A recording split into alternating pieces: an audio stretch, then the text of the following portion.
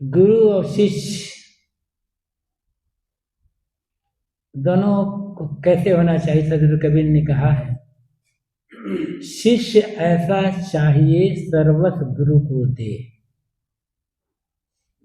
और गुरु तो ऐसा चाहिए तामे कछु न ले।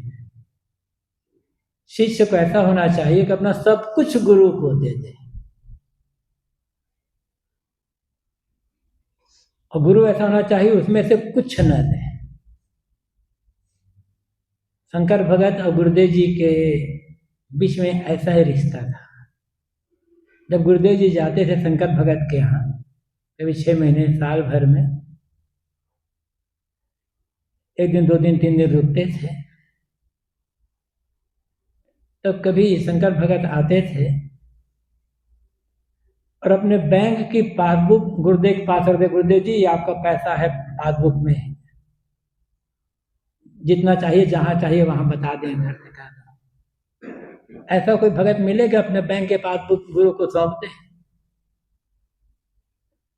वो जब जब जाए गुरुदेव जी तब अपने बैंक के पासबुक, गुरुदेव जी आपका पैसा है, इतना पैसा इसमें है, आप जहां बाध्य से कहें। गुरुदेव जी कहते अच्छा रखे रहो अपने पास, जहां जरूरत वहां खर्च करते रहना।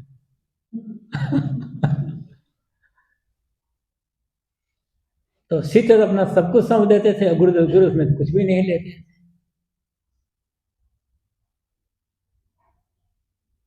ये बाहर के लिए भी है, गुरु और शिष्य के बीच में बाहर की बात है, ये है हकीकत में। मतलब शिष्य तो सदगुरु कबीर का अक्षर भौतिक वस्तुओं के लिए नहीं है, मानसिक के लिए है। शिष्य ऐसा होना चाहिए कि अपने मन के सारे विकार को गुरु के चरणों में समर्पित कर दे, और गुरु ऐसा हो कि उन विकारों से कुछ ना ले, तो शिष्य भी कल्याण होगा, गुरु का भी काम बन गया। शंकर भगत निश्चित है हमारे प्रयागराज का आश्रम जो बना है, शुरुआत में उन्होंने काफी सहायता की थी।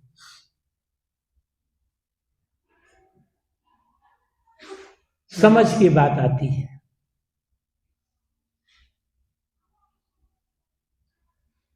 उनका एक बेटा था, इकलौता बेटा, 16-18 साल की उम्र में कहा जाता है उसकी मौत हो गई। बहुत पुरानी घटना है, 70-80 साल पहले की बात होगी, और 70 साल हो ही रहा होगा इसको। तो उनके उसके बेटे की, इकलौते बेटे की 16-18 साल की उम्र में मौत हो गई। उस समय गुरुदेव जी था छत्तीसगढ़ कहीं थे भ्रमण में, कहाँ उस समय फोन कहाँ सुविधा थी, पत्र भेजा जाता कभी कभार, वो भी घूमते घामते कहीं मिले। गुरुदेव जी को पता चला उस बेटे की मृत्यु के बहुत बाद, तो गुरुदेव जी ने पत्र द्वारा शंकर भगत को सांत्वना दिया, आया। उसके पश्चात जब गुरुदेव का कार्यक्रम खत्म हो गया, तो काफी दिन पश्चात गुरुदेव जी शंकर भगत के यहाँ गए। गुरुदेव जी सोचते थे कि इकलौता बेटा है, वो भी जवानी में खत्म हुआ है, भगत जी आएंगे तो कैसे समझाऊंगा, किस रूप से करूंगा। तो गुरुदेव जी बताते थे ऐसा। गुरुदेव जी गए, स्नान में भगत जी मिले, तो गुरुदेव को लगा कि बहुत अच्छा भगत जी अभी बहुत दुखी, ऐसा है नहीं है। गए सब मिले मिले, गुरुदेव जी बैठ गए, भोजन बनाया, खाए पिए आराम किए। उसके पश्चात रात के समय शंकर भगत आए, गुरुदेव जी की बात बंदी करके बैठे, ऐसे बातचीत होती रही, पहले सामान्य बातचीत होती रही। तब गुरुदेव जी ने कहा, भगत जी बेटे की मृत्यु का समाचार सुन करके बहुत दुख हुआ। कहते हाँ साहब जी हो गया, समान से बात हुई। फिर एक दिन शंकर भगत ने गुरुदेव जी कहा, साहब जी बेटा मर गया, अच्छा हुआ, ऐसा आप कह सकते हैं? सोच देखिए, बेटा मर गया साहब जी, अच्छा हो गया। उसने पूछा ऐसा क्यों कहते हैं, बेटा मरना अच्छा कैसे हो गया? साहब जी, बेटा रहता और मैं संतों की सेवा करता, आदत मेरी संतों की सेवा करने की, संतों की सेवा करता, तो बेटा कहते पिताजी सब संतों दे देंगे तो मेरे लिए क्या बचे? बेटा मेरा हाथ रोकता, अब मैं स्वतंत्र हो गया, जितनी सेवा करना चाहूँ संतों उतनी सेवा कर सकता हूँ, अब कोई मुझे रोकने वाला नहीं है। कितनी बड़ी समझ है। अब सारा अपना जो कुछ है सब का सब संतों सेवा में लगा मैं सकता हूँ। और किया उन्होंने ऐसा है। एक अपनी जमीन पर एक विद्यालय बना दिया, उनके रहते रहते इंटर कॉलेज हो गया था, अच्छा चल रहा था। एक बार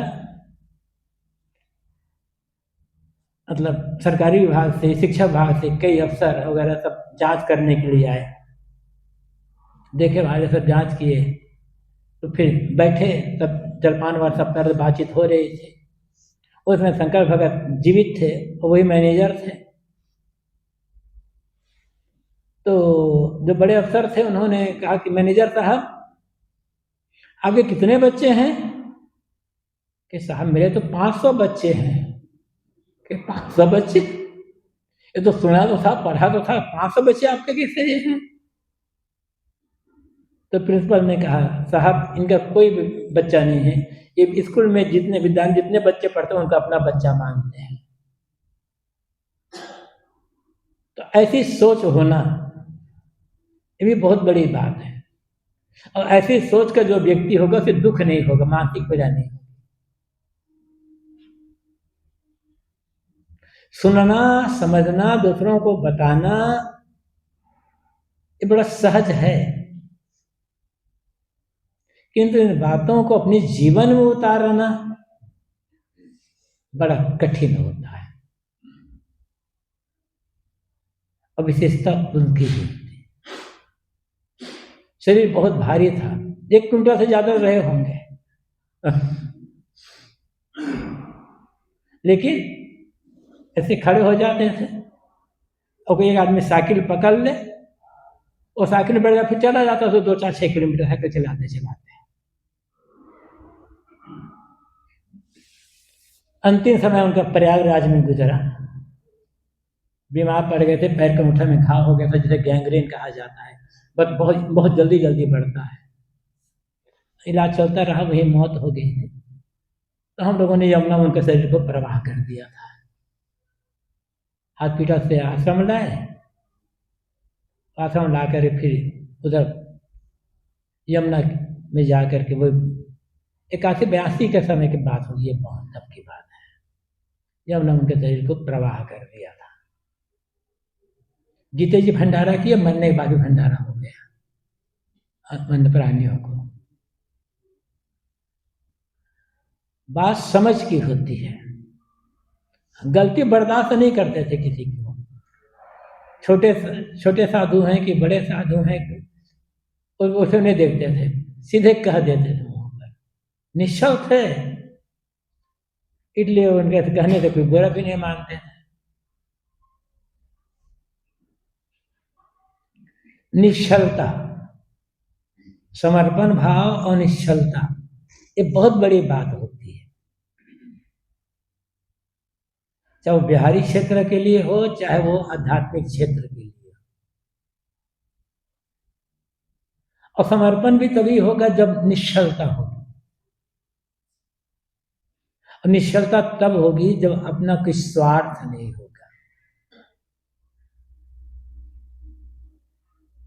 अपना कोई स्वार्थ है, किसी भी बात को लेकर अपना कोई भौतिक स्वार्थ है, तो हमारा मन कभी पूरा का पूरा निश्चल नहीं हो सकता। और मन निश्चल नहीं है तो हम जैसा चाहिए पूर्ण प्रसन्नता का अनुभव नहीं कर सकते।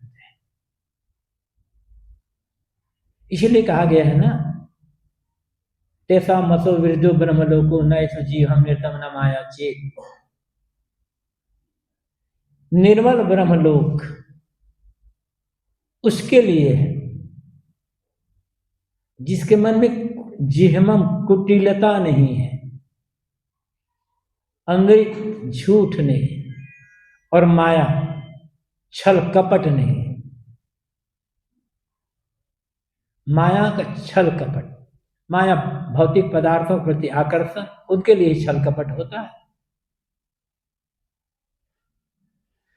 किसी भी बात को लेकर मन में छल है, कपट है, तो हमारा मन हम भयभीत रहेंगे, डरते रहेंगे, खुला व्यवहार नहीं हो सकता है।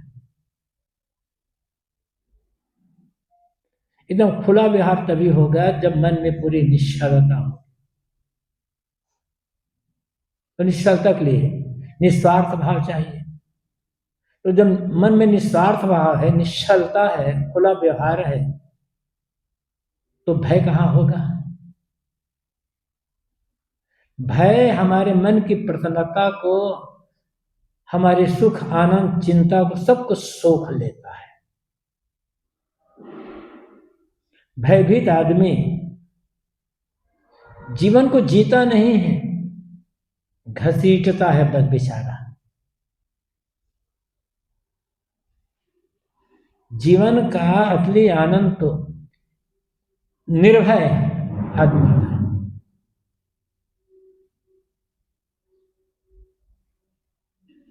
अब पूरी निर्भयता तब होगी जब अपने में ईमानदारी होगी। निश्चलता करते ही ईमानदारी होना,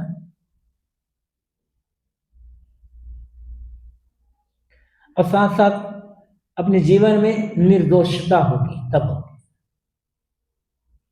कोई भी दोष है हमारे मन में, हमारे जीवन व्यवहार में, तो दोष कभी न कभी प्रकट होगा, फिर हमें भयभीत तो रहना ही होगा।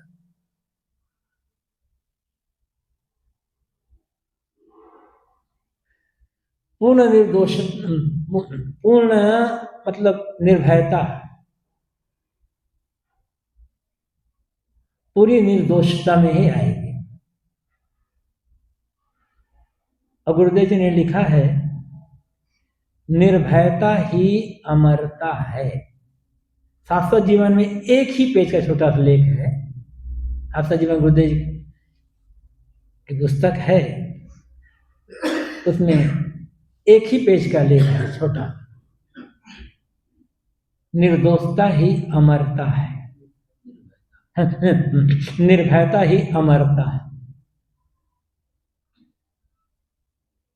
तो निर्भय जीवन जीना है तो अपने को निर्दोष बनाना, और निर्दोष रहना ही, ऐसा व्यवहार करना, अपने को इतना साधना ऐसे कर लेना कि हमारा जीवन दोष मुक्त जीवन हो जाए, पूर्ण निर्दोष। यही तो धर्म है, यही भक्ति है, यही साधना है। साधना आखिर है क्या? तन मन वचन के जो दोष हैं, बुराइयां हैं, उनका त्याग ही तो साधना है। साधना भी कर रहे हैं और भय भी बना हुआ है, तो साधना कहाँ हो रही है? अपने शरीर के लिए कोई मोह है, वो भी एक प्रकार का दोष ही तो, विकार तो है, बुराई तो ही है।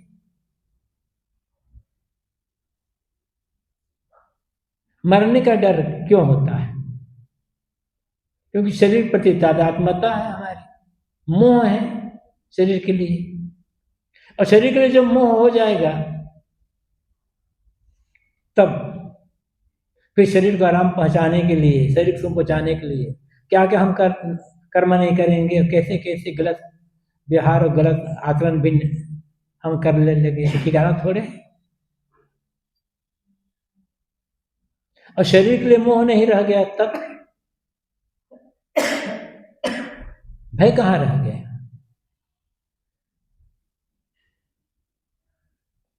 सदगुरु कबीर ने जो कहा, जे मरने से जग डरे मेरो मन आनंद, कब मरिहो कब पाई हो पूर्ण परमानंद। ऐसा नहीं है कि वो अभी उन्हें पूर्ण परमान की प्राप्ति नहीं हुई, वो तो जीते जी पूर्ण आनंद में जी रहे, पूर्ण मुक्त होकर के जी रहे। फिर भी ऐसा क्यों कहा? आखिर शरीरधारी को कितना वैराग्यवान क्यों ना हो, भूख प्यास ठंडी गर्मी तो सहन करना पड़ता है। शरीरधारी कोई भी हो,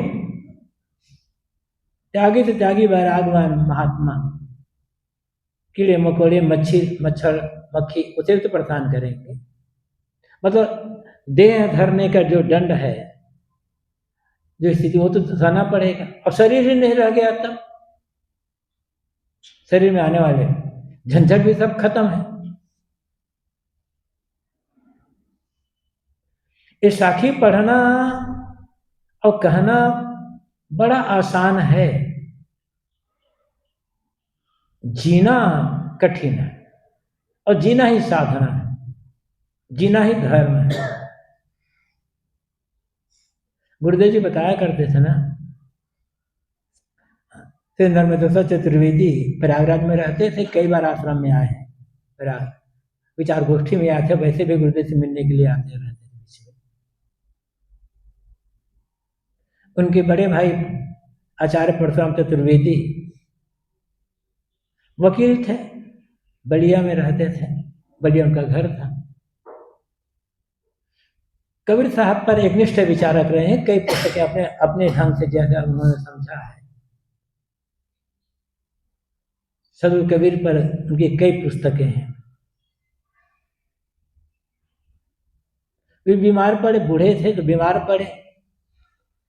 यहाँ प्रयागराज से नर्मदा चतुर्वेदी अपने बड़े भाई से मिलने के लिए गए, बिस्तर पर लेटे थे, बातचीत हुई तो उन्होंने अपने बड़े भाई से पूछा, भैया अंतिम समय है, कोई चिंता कोई डर तो नहीं है? तो आचार्य परशुराम चतुर्वेदी ने कहा, नर्मदेश्वर, कबीर को पढ़कर और कबीर को पा करके चिंता होगी, भय होगा? जय मरने से जग डरे मेरो मन आनंद, कब मरी हो कब पाई हो पूरा परमानंद। ये आचार्य परशुराम चतुर्वेदी अपनी बिस्तर बीमारी अवस्था में कह रहे हैं। कितना जिया होगा उन्होंने अपना, कि कबीर को पा करके भय होगा भला?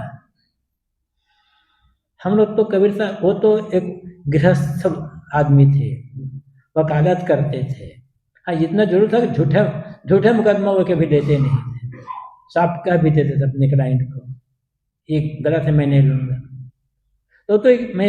वो तो घर में रहते थे, गृहस्थ थे, और अंतिम समय वो कहते हैं कि कबीर को पा करके भय होगा। हम लोग तो कबीर साहब के अपने को पंथी कहते हैं, कबीर साहब अनुयायी कहते हैं, कबीर साहब के बताए पथ पर चलने का दावा भी करते हैं। हमारी मानसिकता कैसी है? क्या इतनी निर्भयता, इतना विश्वास है? ये सोचने की बात है। क्या हम कबीर साहब को गाते हैं, पढ़ते हैं, कबीर साहब बारे में कहते भी हैं, क्या हम जी पा रहे हैं सदगुरु कबीर को? कहाँ जी पाते हैं? कहीं ना कहीं मोह हमारे मन में रह जाता है। मोह आ गया तो छल कपट आ जाएगा, फिर वो प्रसन्नता का अनुभव कहाँ होगा?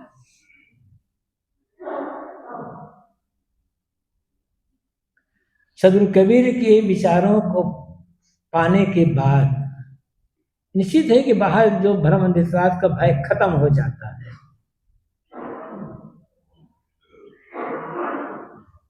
कबीर वाणी को पढ़ने वाले के मन में सब दृष्टि से पढ़ता मनन करता है तो ये अंधविश्वास, जो अंधश्रद्धा जनित जो जितने भी भय भ्रांति सब खत्म।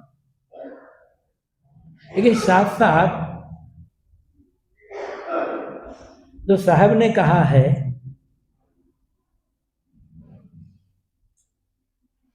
कि मुख कछु और हृदय कछु आना, सपने हो काहू मोह ही नहीं जाना। जिसके मुख में कुछ और है, हृदय में कुछ और है, सीधी बात है। जिसकी कथनी करनी में अंतर है, कथनी रहने में अंतर है। सदगुरु कबीर कहते हैं ऐसा व्यक्ति सपने में भी मुझे नहीं समझ सकता। मुझे का अर्थ अब सदगुरु कबीर को समझ लगा सकते हैं, सदगुरु कबीर के विचारों को लगा सकते हैं, अब मुझे मतलब अपने अंतरात्मा को भी लगा सकते हैं। कथनी करने में अंतर जिसका भी है वह व्यक्ति अपने आप को भी नहीं समझ सकता। भले हम कहते हैं हम शुद्ध चेतन है, निर्मल है, निर्विकार है, ठीक है, चेतन निर्मल तो है, लेकिन अभी तो हमारा मन निर्मल नहीं है ना। अब मन निर्मल नहीं है तो हम अपने आप को कहाँ समझ पा रहे हैं? अपने आप को समझने का अर्थ मन का निर्मल होना है ना। अब मन निर्मल होगा तो व्यवहार अपने आप निर्मल हो जाएगा। मन साफ है तो बाहरी क्रियाकलाप भी सब साफ हो जाएंगे। सदगुरु कबीर को समझने का अर्थ है बाहर भीतर एक, बाहर भीतर जस कथनी तस करने वाली बात है।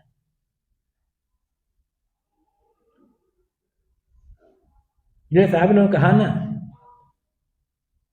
कि मुख हृदय जाके एके हुई,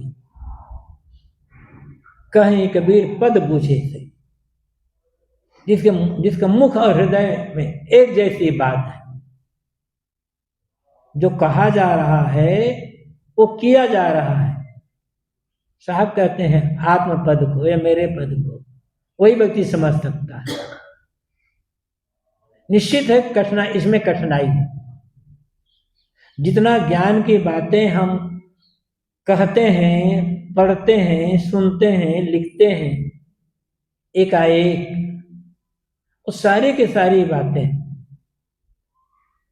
रहने में नहीं आ सकती। लेकिन हमारे भीतर निश्चलता और ईमानदारी है या नहीं? जितने जैसे हमारी शक्ति है, जैसे हमारा सामर्थ्य है, ईमानदारी पूर्वक उस पर चलने का हम काम कर रहे हैं या नहीं कर रहे हैं, यह बड़ी बात। ईमानदारी है वह भीतर। तो धीरे धीरे धीरे धीरे हम चलते रहेंगे तो कभी ना कभी पहुंच जाएंगे।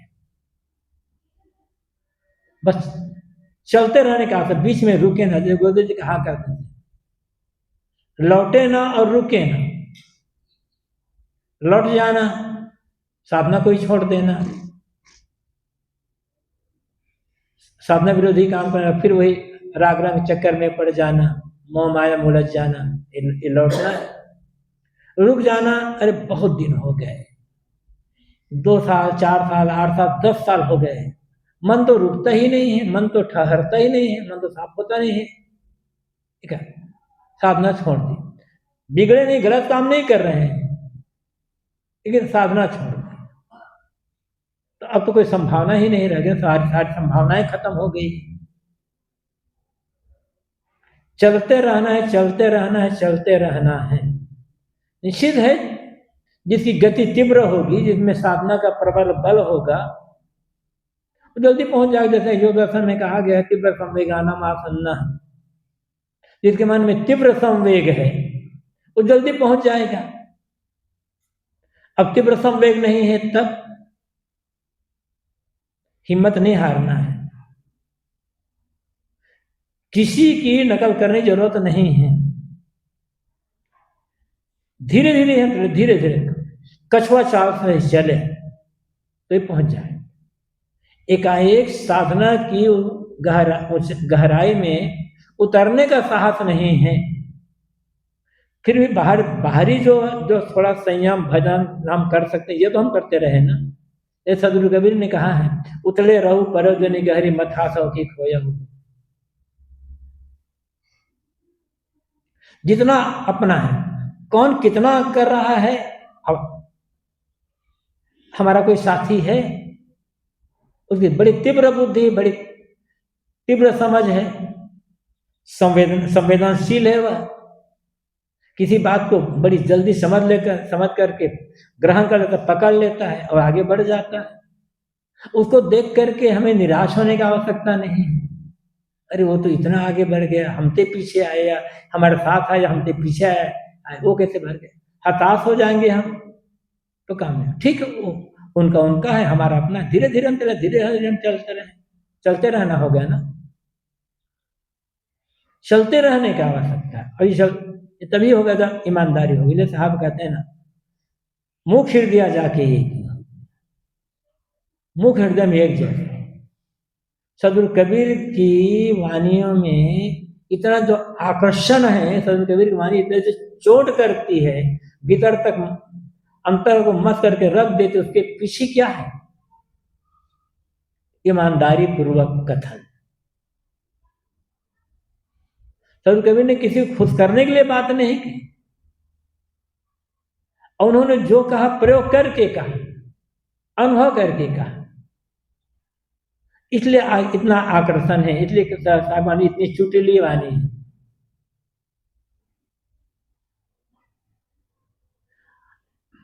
सदगुरु कबीर की वाणियों को पढ़ करके भी वो ईमानदारी हमारे भीतर नहीं आ पाती, और हम ईमानदारी पूर्वक उस पद पर आगे नहीं बढ़ पाते, इसलिए पिछड़ जाते हैं।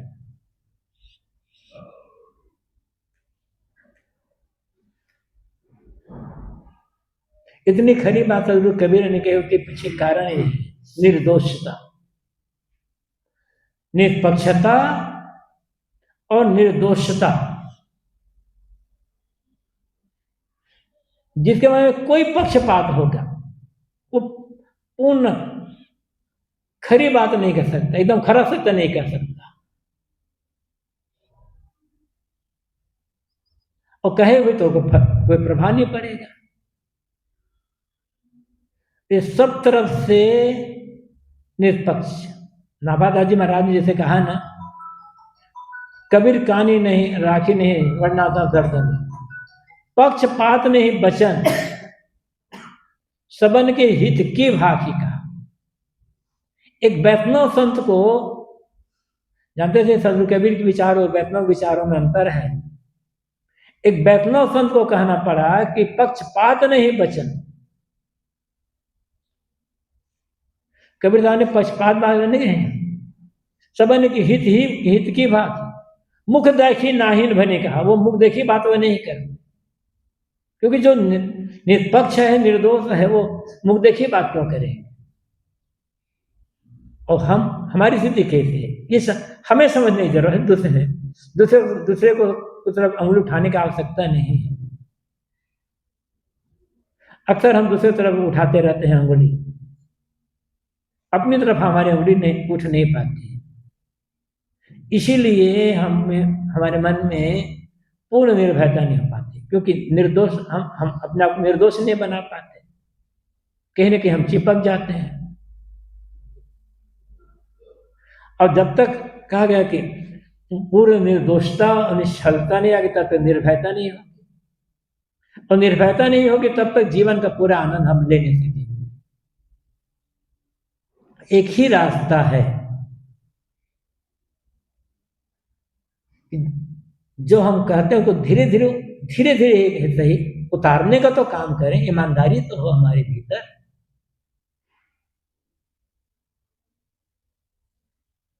लेकिन हमारा जितना भी ज्ञान होता है कल दूसरों के लिए होता है, अपने लिए नहीं होता। अपनी तरफ अपने दोस्तों हम समझ नहीं पाते।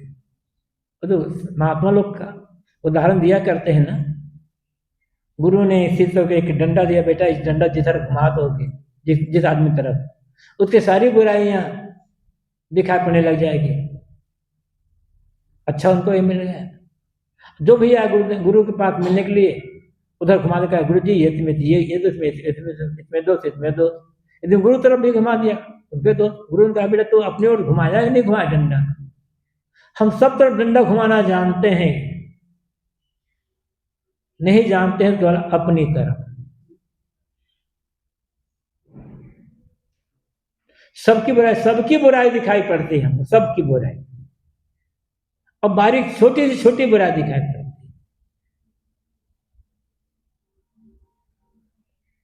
अपनी बुराई हमें दिखाई नहीं पड़ती। हम लोग जब मिडिल स्कूल में पढ़ रहे थे तो स्कूल विद्यालय में जो हॉल था जहाँ लोग बैठते थे पढ़ने के लिए, तो अन्य महापुरुषों से शिवा जी का भी फोटो लगा हुआ था। उसके नीचे एक वाक्य लिखा था, दूसरे के आंख का तिनका क्यों देखते हो, अपनी आंख का सहतिर तो निकालो। हमारा आंख सहतिर है, अब देखते हम दूसरे के आंख का तिनका। यही हमारी कमजोरी है और यही कमजोरी हमको बार बार पीछे कर देती है। जानते हुए समझते हुए भी हम पिछड़ते कारण यही है। दृष्टि सदैव दूसरी तरफ रह जाती है, अपनी तरफ नहीं लौट पाती। अपनी तरफ दृष्टि जब लौट जाएगी, आत्म सुधार की भावना जब हो जाएगी, आत्म कल्याण की भावना जब होगी, तो अपने आप दृष्टि अपने ओर लौट आएगी। और तब सदगुरु कबीर ने जो कहा, मुख हृदय जाके एक हुई कहे कर पद बुझे सोई। जब हमारे मुख और हृदय कथनी और करनी में एकता हो जाएगी, तब हमें यह जो अपने आप को पता चलेगा कि हाँ, आत्मा जो जीव है वो निर्मल निर्विकार पवित्र है। अन्यथा ये जो हम कहते हैं ये केवल एक जबान का सौदा बन करके रह जाएगा। कल्याण के दूसरे के लिए, कल्याण के लिए हमारा समर्पण भाव कहाँ रह पाता है, क्योंकि निर्दोषता नहीं तो निश्चलता भी नहीं। आवश्यकता है भीतर के सारे छल कपट और दोष है उसको दो निश्चल निर्दोष अपने को बनाने के, और तब सही अर्थन जीवन को समझ पाएंगे, जीवन के मर्म को समझ पाएंगे, और तब जीवन का आनंद लेकर अपना कल्याण का काम कर सकेंगे। बस।